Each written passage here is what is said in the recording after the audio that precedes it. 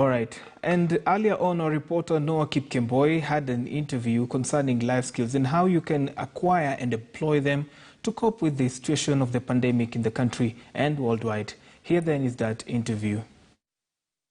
Well, right now we want to delve into matters life coach. And in this time and space that we are in as a country, as a people, transitioning into 2021, exactly how should we handle this? I'm joined by Daisy Agutu, who is a life coach and also a board member of the International Coaching Federation. Thank you very much, Daisy, for joining us. Thank you. The first thing, in this particular time, we are in a festive season. As a life coach, I come to you as Noah Kipkemboi. What would you advise me? What are some of the things that I have to be on the outlook before we cross over to 2021? Thank you, Noah. I think the first and most important thing is to demystify what is coaching, because quite a number of people confuse that with counseling, mentorship, and all that. ICF defines coaching as partnering with a client to motivate them to become better, both at a professional and a personal level, and to maximize their potential. So during this season, if you come to me, you must tell me what you want. So coaching is not about me telling you, you need to tell me what you want. Oh, definitely. Yes. So I tell you, this is what I want, then you help me clarify that and set up the goals to achieve that. Yes, it's all about goal setting and partnering with you and walking through the changes that you want to make in your life. And to me, it seems like a very, business and very targeted, engagement, to say the least.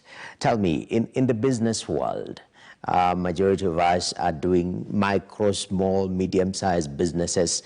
The services of life coaching, how will they impact on our businesses at the end of the day?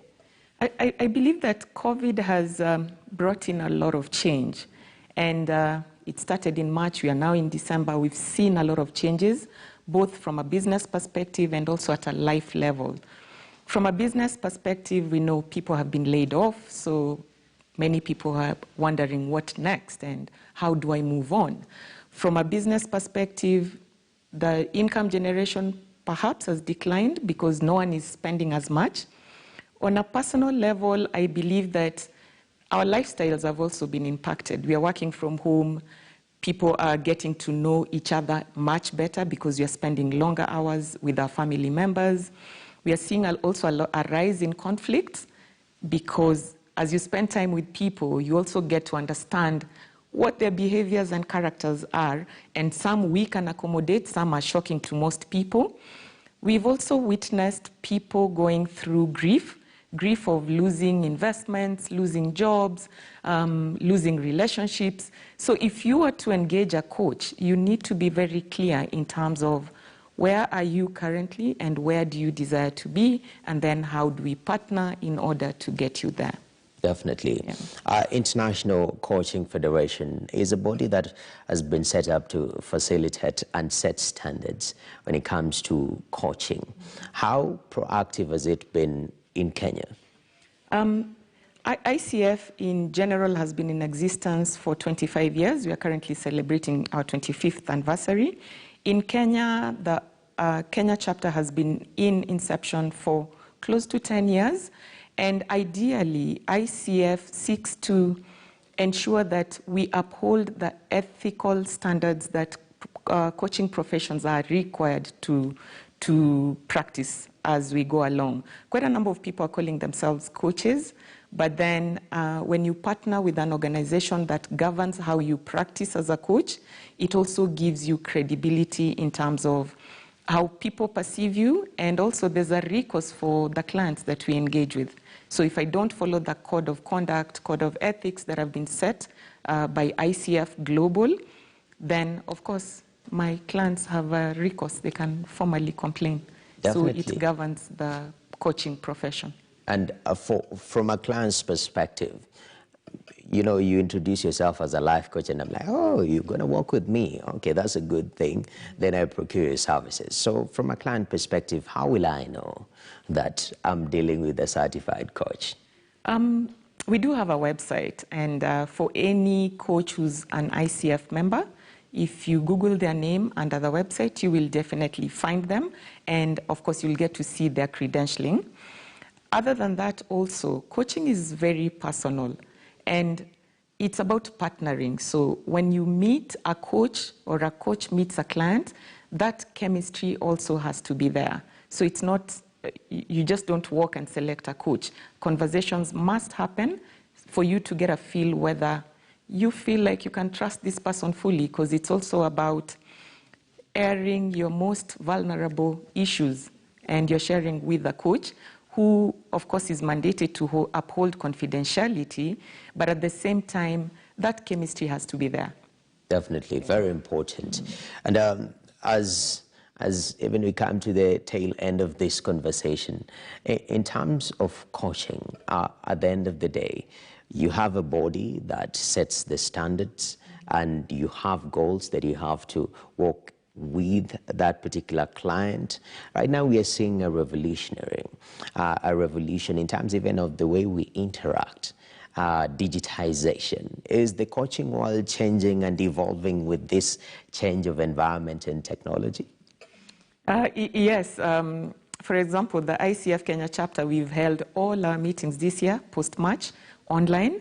So we've had to embrace the technology. We do a lot of coaching virtually as well. And the world has become small, so if you're not embracing the virtual or digital digitalization, as we call it, then you'll be locked out as a coach. Tough times requires people to be tough and to make necessary changes, so we have embraced the changes that COVID has brought on board. Indeed. The cost, at the end of the day, I think also, people say, okay, you're offering, but how much am I able to achieve and pay for these services that you're offering, working with me? So are there standards in regards to how much somebody has to part with to be able to, procure services of a coach? Or again, is it as personal as you say, do you interact with your coach, and at the end of the day, decide the exchange in value? There's no set standard in terms of how much you can charge, but then we do charge per session, and it varies from $100 to $300, depending on what nature of service you're offering to your clients. Definitely.